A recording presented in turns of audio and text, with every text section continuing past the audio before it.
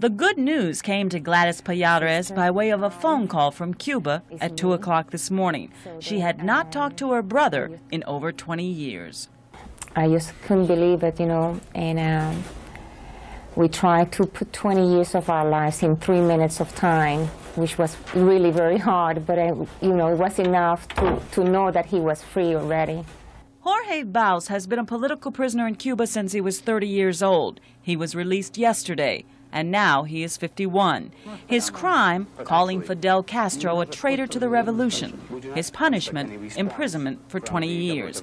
Valls is a poet who has won many international awards, most of his writing having been smuggled out of Cuba. Gladys's daughter Karina took a book of her uncle's poetry to her Spanish class at Miami Killian High School last February.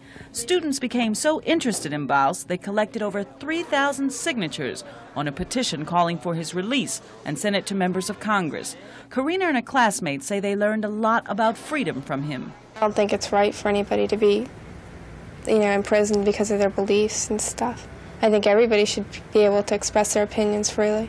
And she also came to understand her uncle through his writing. I did this one poem called Cieba, and it was about a tree being really strong, and then it was going through all this stuff, but it was still standing strong. The family feels the students' petition and other people's requests may have helped get Valls released, but mostly they believe he just served out his sentence. Actually, today is when I can look back and I see my life going through 20 years and so many tears, and worries that you have had for so many years, and now it's all over. Valls' book is called Behind Bars in Cuba, Where I Am, There Is No Life. Yesterday he began a new life of freedom, but his family members remain apprehensive.